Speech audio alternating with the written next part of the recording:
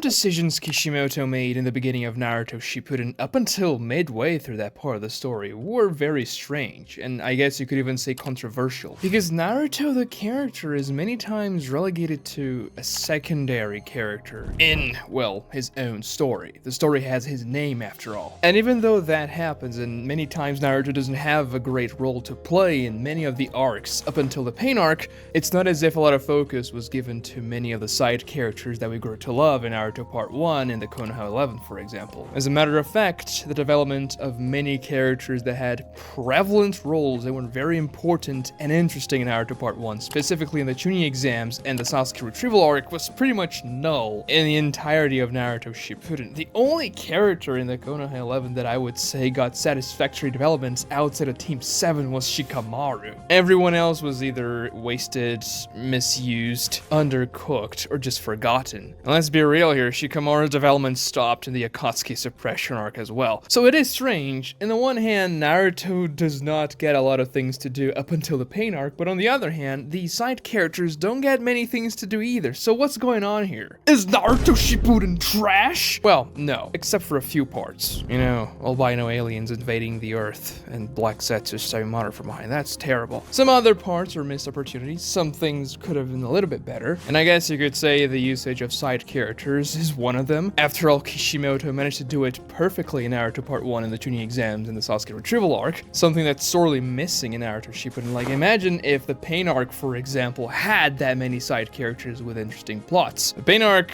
kind of lacks that before Naruto shows up. Yeah, a lot of characters are present and they're doing things, but they're not terribly impactful. Kakashi's the one who gets the most interesting thing before Naruto shows up, and Kakashi is part of the Team 7. And I'm not saying this is a bad thing, I'm just saying that it's kind of obvious that he's gonna get more stuff to do anyways. But when it comes to Naruto Uzumaki, he kind of has this problem of not really having a lot of stuff to do in the beginning of Naruto Shippuden until the Pain arc starts. So let's go over those arcs, and I'll be explaining why Kishimoto may have chosen that, and whether or not it was a good choice for the story and for Naruto's character. Now, in the beginning of Naruto Shippuden, or in the manga, in the beginning of the post-time skip period, because there is no Shippuden in the manga, Naruto is introduced again as the main character. He shows up back to the village, and it feels like, oh yeah, definitely, this guy is the main character of the story. They go through the bell test, which is much shorter in the manga, but Naruto is actually the one who comes up with a strategy that's going to defeat Kakashi and allow Naruto and Sakura to get the bells. Meanwhile, Gaara is actually having a tough fight against Deidara, a fight that he's going to lose and that it's going to essentially start the arc. Naruto's mission alongside his team is to rescue the Kazekage, helping the Sand Village. And that sounds like a great way for you to start off the post-time skip era. The Akatsuki is the new big threat, and introducing Sasori and Deidara, this new duo with new jutsus, a new personality, and a different interaction between each other, is a perfect way to hype you up for what's to come and also introduce an interesting plot development in the story. But I guess the issues begin in the very beginning here, because during the bell test itself, Naruto doesn't do anything that's, oh my god, look how strong he got over the time skip, over those 3 years of training that he had with Jiraiya. Obviously, he's more analytical. Obviously, he's better at taijutsu, at using his jutsus like the shadow clones and using kunais and shurikens, but that doesn't look very impressive, and that's gonna be one of the problems Naruto's character has here. Most people in the fandom share the sentiment, but it certainly feels like Naruto didn't progress a whole lot over those 3 years of training. Yes, you could say he mastered the shinobi basics. He even learned a way to counter genjutsu, for example, but the big thing he learned over the time skip was a slightly bigger Rasengan. And yes, beginning of Shippuden Naruto in base would stomp end of part 1 Naruto in base. Like, that's not even a discussion. Obviously, Naruto is much stronger post time skip, but it doesn't feel like he's made that much progress, especially because 3 years passed. Naruto Part 1 takes place over about a year of time and universe, and it feels like Naruto progressed so much more between the first chapter Naruto Part 1 till the last chapter Naruto Part 1 than he progresses between the time skip. And the time skip is like 3 times longer, and Naruto is getting older, meaning he'll get wiser and just stronger because of the age that he has now. And this problem becomes much more apparent when you compare Naruto's progress progress with his teams. Sakura has learned extremely powerful physical attacks. She's breaking the entire ground. She's also learned healing ninjutsu, which is going to be very good. She's also learned how to create antidotes that saved Kankuro's life, something kinda hard for you to achieve. And if you take a look at what Sakura was at the end of part 1 when she was, well, for lack of a better term, useless, to what she's capable of doing in the beginning of Naruto Shippuden, her progress was amazing. When you take a look at Sasuke, it's even worse, because Sasuke stomps Team Yamato in the Tenchi Bridge arc without even trying. He has created at least 2 new forms of Chidori that we learn about in the Tenchi Bridge arc. He has become a master of Genjutsu. He is one of the fastest ninjas in the verse, and he has his trump card, which he doesn't use against Team 7 because Yamato stops him, but that's Kirin, a very powerful jutsu. And even when you take a look at Kakashi, the way he evolved is much more dramatic than Naruto over the time skip, because not only does he get more powerful physically speaking, he gets more chakra because of his training, but he gets Kamui. Yes, I guess you can say that he's always had Kamui because he awakened his Mangekyo Sharingan when he was 14 or so, but he learned about the existence of his Mangekyo Sharingan over the time skip and mastered Kamui over the time skip, so that's when he got that strong. On top of the Odama Rasengan, which is the slightly bigger Rasengan than Naruto learns, the only, I guess you could say, new thing that he learns is how to summon a large shuriken from a scroll and toss it, which Sasori blocks casually with his tail. Most people don't even remember that scene exists. You know, when Team 7 are entering the cave, when Deidara and Sasori are debating art on top of Gaara's corpse, Naruto summons this Fuma Shuriken at Sasori and it doesn't do anything. So it just feels like Tsunade's training for Sakura was great, Orochimaru's training for Sasuke was great, but Jiraiya's training for Naruto was garbage. Like, might as well have left Naruto in the village to learn with Kakashi, who seems to be a better teacher at this point, especially because Kakashi is the one who guides Naruto to develop the Rasen Shuriken later. I don't know. And the reason why Naruto doesn't learn very epic techniques over the time skip is because he is the main character and we have to watch him learn those abilities on screen through training arcs. Like, that's obviously the explanation. Kishimoto wanted to show us Naruto learning those things. Even though with a time skip, you get more of a justification for a character learning an ability that you don't really have to show how the learning process happened. An in-universe explanation may be that because Jiraiya tried to teach Naruto how to tame the chakra of the Nine Tails and then realized, oh no, this is too dangerous, Naruto is going to shorten his lifespan if he keeps on using it, and he may go crazy and destroy his friends, I guess. It's better he doesn't use that, so they may have wasted a lot of time training for something Naruto wouldn't use. Now, why Jiraiya wouldn't just teach Naruto something like Sage Mode is beyond me. Like, there is no in-universe justification. I guess you could say Naruto was too young, that he wouldn't be able to handle the Sage Chakra, but this is never said. Naruto's always had massive chakra reserves, or I guess he just couldn't stay still as a kid, so Jiraiya didn't even bother teaching him. But then again, there are also other things Naruto could have learned during the time skip. He could have learned Wind Style, for instance. Not Wind Style Rasen Shuriken, obviously, but just Wind Style to make his arsenal more variable. He could have integrated the Toad summons much more in his arsenal as well, truly becoming a man of Mount Myoboku. He only really integrates the Toad summons well in his arsenal in Naruto Shippuden during the Pain arc, and that's it. Whenever he used them again in the War arc, for example, it's much more of an afterthought than anything. The summons are not that impactful. But what's working against Naruto here is that he simply lacks the hype in the beginning of Naruto Shippuden. Yes, I guess you could say he's grown a little bit as a person. He's a bit more mature now, even though he is still Naruto. But he doesn't have the sauce a main character should have after a time skip. So after essentially threatening Kakashi with spoilers for Jiraiya's book, Naruto wins the bell test for him and Sakura, which is a clever way to say, yeah, Naruto's a little bit more intelligent now. He's thinking analytically. Even though it was a strange strategy, it was very effective. Naruto had always been good at that type of stuff, but he's getting better at it now. So yeah, this is not a bad way for you to start the series, especially because of the callback of the bell test. And you wouldn't show like this amazing new Naruto jutsu in the bell test because it's not a very high stakes scenario. So I would understand understand you doing this ending for Naruto defeating Kakashi through spoilers and opt not to show Naruto's big new jutsu yet. However, this is not what's gonna happen. Because Naruto sort of becomes a side character in the Kazekage rescue arc. And I say sorta because obviously he is still very important. After all, the Akatsuki is after Gaara, a Jinchuriki just like Naruto. Naruto fought Gaara and talked no jutsu to him in part 1 because they shared so many things, and it's a very personal quest for Naruto to save Gaara and bring him back.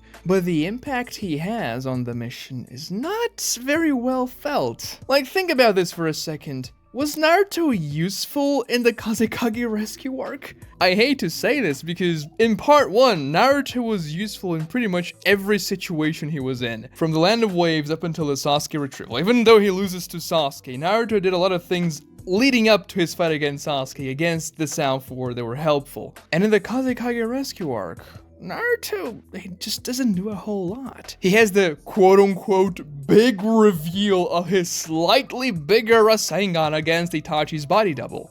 Which, yeah, Kishimoto showing as a fight between Team 7 and Itachi, and also Team Guy and Kisame was a good way for you to hype up those two characters that we knew about, and also give the audience something to latch on. Oh, okay, we know these Akatsukis, it's gonna be cool, but it's not the real one, so it's not gonna be like a full set-piece battle. It's like the warm-up for when they have to rescue the Kazekage. Because yeah, we kinda knew that the Leaf teams were going to win those fights. And Naruto delivers the finishing blow to Itachi with his giant Rasengan. Woo! Okay, sure, but if it wasn't Naruto doing that, it could be Sakura dealing a massive punch to Itachi. Or it could even be Kakashi using a Raikiri, because that was a Kakashi shadow clone that kinda trapped Itachi. Shio and Sakura didn't even fight against Itachi's body double there. The only thing they did was to break Naruto out of Itachi's genjutsu, and then Naruto goes and deals the finishing blow as Kakashi does pretty much everything in the fight. Because yeah, even though Naruto learned how to break out of genjutsu, that was not helpful to him. And that was the only time in the entire series Naruto had to actually use it in battle against that Itachi body double. It's strange that Naruto's breaking of genjutsu never comes up again, and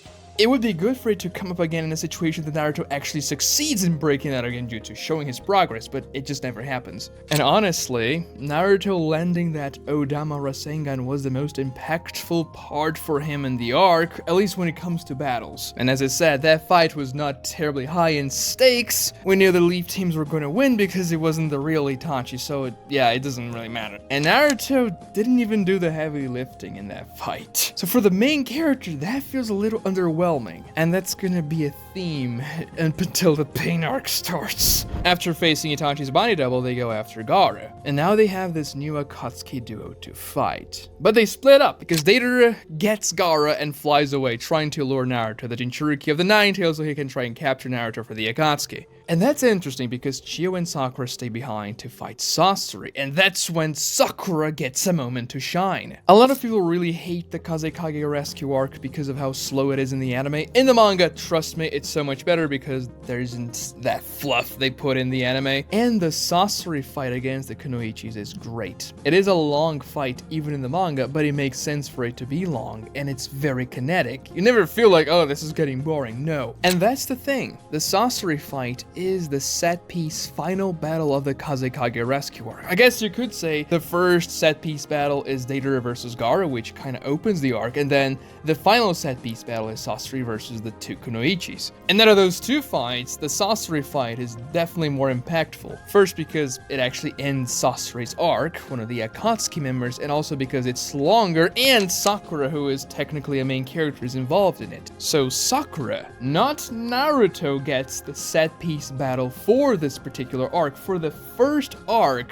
of Naruto Shippuden. And honestly, I like that, because Sakura deserved some development and some interesting things for her to do. The problem is that, well, it's not really kept up, and Sakura kind of goes back to, not being very relevant after this arc. But as Sakura and Chio are fighting against Sasori in this amazing fight, Kakashi and Naruto are just chasing Deidara. And this part of the story is not as obnoxious in the manga because in the anime they just keep on showing Naruto and Kakashi going after Deidara for hours. Also, Team Guy fighting against their doppelgangers for hours as well. In the manga, that's like 5 pages max. That's the thing, you know, Sakura is doing like main character stuff as Naruto is just like going after Deidara. And then what they actually come up with to bring Deidara down from the sky is Kakashi's new ability, Kamui. That's the big reveal of that particular fight, which is not even really a fight because Deidara is fleeing, and by the point Kakashi uses Kamui on him, he doesn't have arms anymore and he barely has any chakra left. So when Naruto finally gets to attack a real Akatsuki member, it's a guy without arms, without chakra, that's kind of running for his life at this point. And the only thing that Deidara versus Naruto little scuffle does for the story is to show the danger of the Nine Tails, and Naruto letting his emotions run wild is still a problem for him, something he has to work on. But that's kinda it. Naruto gets a really lackluster first arc when it comes to the fighting. And no, fighting is not everything in this series, but fighting is a very important aspect of a battle shonen in which most character development happens mid-fight. But yes, Naruto has a cool conclusion with Gaara and Chio bringing Gaara back, Naruto helping her out, and then when Gaara wakes up, he sees Naruto. It's a cool scene. It's just that it kind of lacked something, right? And once again, Naruto's presence here is not terribly useful. Like, he didn't do anything that couldn't have been achieved without him. Do you really think Kakashi wouldn't be able to pin Deidara down after Deidara had no arms and had no chakra? I mean, Deidara even escaped, so it's not as if Naruto's fight against Deidara there was very impactful. Naruto actually interfered a little bit with the Nine Tails' chakra leaking out. And yeah, obviously you can say that's a point that the story is trying to make. The Nine Tails is damaging to Naruto, but it's taken care of very quickly. Kakashi just kind of tags that paper on his forehead and that's it. Didn't take very long, and I mean, Naruto was actually punching Deidara very hard. So the Nine Tails' chakra helped a little bit. And if you wanted to make this arc for Naruto to feel useless and grow from it, that's certainly something you can do. However, Naruto and his team succeed in the end. Gaara is brought back, he is revived. Yes, Shio dies for it, but his team succeeds and Naruto succeeds. So if you wanted to make Naruto useless in that arc, it doesn't make that much sense for him to succeed on the mission, because then, well, he doesn't have to linger on that uselessness. And things don't really improve too much in the Tenchi Bridge arc. First, because Yamato and Sai are not very good additions for the series. I made a video talking about those two and why they're bad for the story. One of the reasons why the Konoha 11 characters weren't developed in Naruto Shippuden was the addition of Yamato and Sai, because if Konoha 11 characters were in their place in the Tenchi Bridge mission, for example, we could have gotten something more interesting from them. But then we get these two characters that pretty much get nothing to do after the Tenchi Bridge arc in the story. So Naruto develops this quasi-rivalry with Sai. They don't like him very much. They go to the Land of Grass to try and capture the spy that Sasori was going to contact to try and see if they can, well, get to Orochimaru through this spy. And this fight breaks out, and we see Naruto finally going completely mad. The Nine Tails takes over, the four-tailed version of the Tail Beast wreaks havoc, and that's a very cool fight. We get to see the dangers of the Nine Tails, we get to suffer for Naruto as he is in that situation. The scene of Sakura running towards him and crying and pleading for Naruto to stop is very heartbreaking. But once Naruto loses control there, he has no agency anymore. He is essentially not a character. He is being completely controlled by the devilish chakra of the Nine Tails. And yes, it is very good for us to see the consequence of Naruto not controlling his emotions. Yamato tells Naruto, it's your fault. You know, Sakura got hurt because of you. You should control yourself. And that's fine, but that's pretty much it. They encounter Sasuke after that, and their encounter is very brief. The Tenchi Bridge arc ends in a very lackluster way. The encounter they have in Orochimaru's hideout never really made me feel much, especially because Sasuke's acting way out of character. Oh, I wanna kill you on a whim, Naruto. I didn't kill you last time because I don't wanna be like Itachi, but now I just changing everything. I made a video about this, how I rationalized that Sasuke was just lying so that he could flee with Orochimaru and not hurt Team 7. But anyways,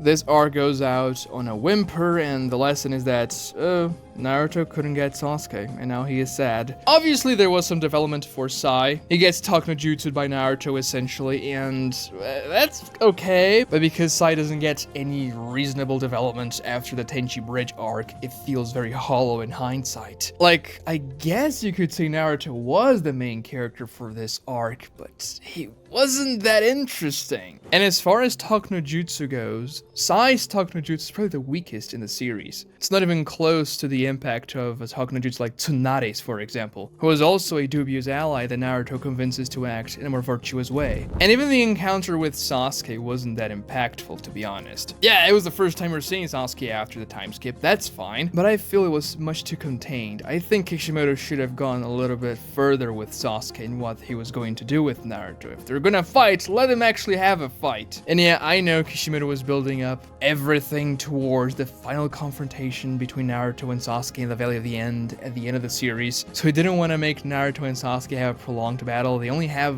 very short skirmishes up until the final fight, but I don't find that terribly interesting. I think it would have been much more interesting for us to see Naruto and Sasuke fighting several times in different versions of their characters, with different powers that could have interesting interactions between each other. So once again, the end of the arc for Naruto, the main character, is pretty lackluster. He wasn't doing much against Deidara, a very nerfed character. And now he has a scuffle with Sasuke, and Sasuke goes away. He gets sad because he failed to bring Sasuke back, but that's to be expected, it's nothing new. But I guess things will change now in the next arc when Naruto learns the Rasen Shuriken, mastering and finalizing the jutsu his father created. Now once more, Naruto is not the main character of this arc. Shikamaru is. We get Asuma's death when Shikamaru is very much involved in the fight, and while this is happening, Naruto is learning the Rasen Shuriken, which is not bad. Like, obviously Naruto needs to learn more stuff because he didn't learn anything during the time skip, but that means Naruto is training in the Leaf Village and things are happening elsewhere. Obviously, the tension of this arc is also predicated upon Naruto learning the Rasen Shuriken to see if he's going to be able to help his friends in time against the Akatsuki with his new jutsu. And the training of the Rasen Shuriken also serves to build up the power system of the elemental transformations and everything, how they interact with each other. Cox's character is also there to do that. He has all 5 elements, and we see the elements interacting, Kakashi piercing Cox's earth-style diamond skin, for example. Lightning is strong against earth. And as Naruto is learning the Rasen Shuriken, Kakashi, Shikamaru, and, well, Choji and Ino, they don't do much, but they're still there, are fighting against the Akatsuki duo. Naruto only shows up at the 11th hour to save Kakashi, Ino, and Choji from certain death. And that's a pretty hype moment, right? Yes, it is. However, it is undercut by what happens later. While this is happening, Shikamaru is having an amazing fight / character development alongside Hidan as he defeats Hidan with a great strategy. As I said, Shikamaru is like the only Konoha 11 character outside of Team 7 that gets satisfactory development in Shippuden. But then, when we move back to the Naruto versus Kakuzu fight, I don't like that fight whatsoever. You see, Kakuzu is this guy that's supposed to be really damn strong. He fought against Hashirama Senju, the god of shinobi, the first Hokage, the founder of the Leaf Village and the shinobi system.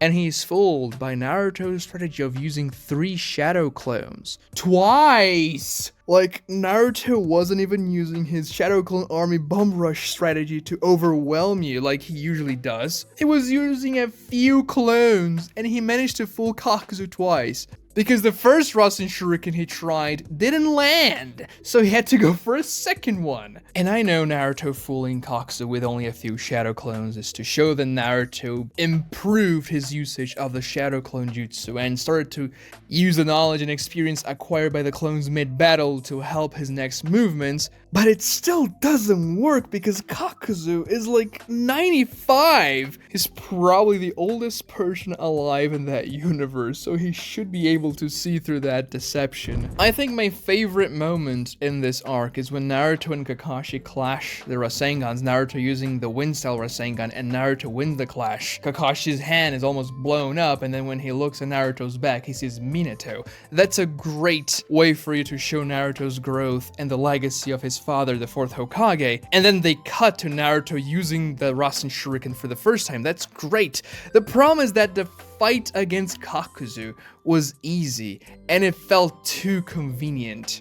Yes, I know Kakuzu was not at the peak of his strength because he had lost 2 hearts by that point, but he still had 3. The fight between Naruto and Kakuzu should have been much more difficult and climactic. The way it was just kind of didn't work.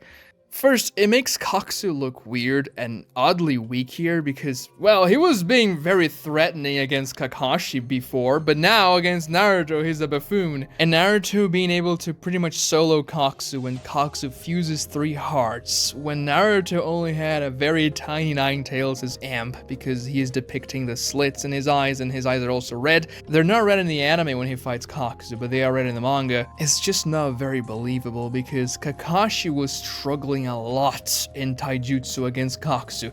Kaksu was going to kill Kakashi if Shikamaru's plan didn't succeed in the last second. And then all of a sudden you're trying to tell me that Naruto's gonna be able to do anything? Are you telling me that Naruto would be able to out taijutsu Kakashi at that point? No, obviously not. He learned an extremely powerful jutsu, but he wasn't training for taijutsu exchanges and things like that. It would have been more believable if Naruto was using massive amounts of shadow clones and coming up with more complex strategies to fool Kakuzu, but the way it was, it just didn't work. And yeah, Naruto kinda solos Kaksu, which is a very main character thing to do, but I actually think the fight would have been better if the other Leaf Ninjas helped Naruto out in the fight itself. Like, we had Kakashi, Ino, Choji, Sakura, Sai, and Yamato there with Naruto, and Naruto's like, no, I'll take him alone. Now, sure, yeah, you have the most powerful jutsu in that team, but it would have been more interesting if your team helped you achieve that final jutsu against Kaksu. Kakashi and Yamato just kind of bail Naruto out once after his first Rasen Shuriken whiffs, and that's it. Naruto does the rest alone. And also, Yamato and Sai go with Naruto to rescue Kakashi and the others, and then Naruto and Sakura go help Shikamaru, who's already won his fight, so they don't have anything to do, really. They just kind of show up and don't do anything. It's kind of worthless. It would have been more interesting if you showed Kaksu being this menace, such a powerful character that you need an entire squadron of the best Leaf Ninjas to defeat him and the main character. And then you can actually have Naruto coordinating with his friends, perhaps even leading them in a way, but we just get a very lackluster fight that ends in a chapter and a half, and Kaksu feels very dumb. Now, one of the reasons why this fight was done over quickly was because Kishimoto was not doing great at the time. He was very sick, and his editors told him to hurry along and finish that arc, which, I mean, if he is going to write this story anyways, even though he is sick, just let the arc go its way. I don't think you should have hurried that arc up. Like, just give that fight 3 more chapters. It wouldn't make that big of a difference. And then when we go to the next arc, the Itachi Pursuit arc, Naruto, yeah, he is a side character in that arc. There's no way around it. I mean, Sasuke is a more pivotal character for that arc because he's gathering his team. He's going after Itachi. He fights against Deidara, and the fight against Deidara is the big fight in the Itachi Pursuit arc. But Naruto is just kinda there with his team. He's not even doing anything too important. Yes, obviously the point is that the Konoha squadron are going to fail their mission at the end, but he could have at least given them something interesting to do. As it is, Naruto's only real fight in that arc is a very brief taijutsu exchange against Kabuto, and I guess he's also trying to help out against Tobi, and when Tobi is delaying them so they don't get to the Itachi versus Sasuke fight location. But we get this very long stretch of the series when Naruto is pretty much irrelevant as a character. Well, he is relevant in the sense that Jiraiya is doing a lot of things and thinking about Naruto as his real success in life as he is dying. And oh, okay, Naruto is the actual child of the prophecy. That's good.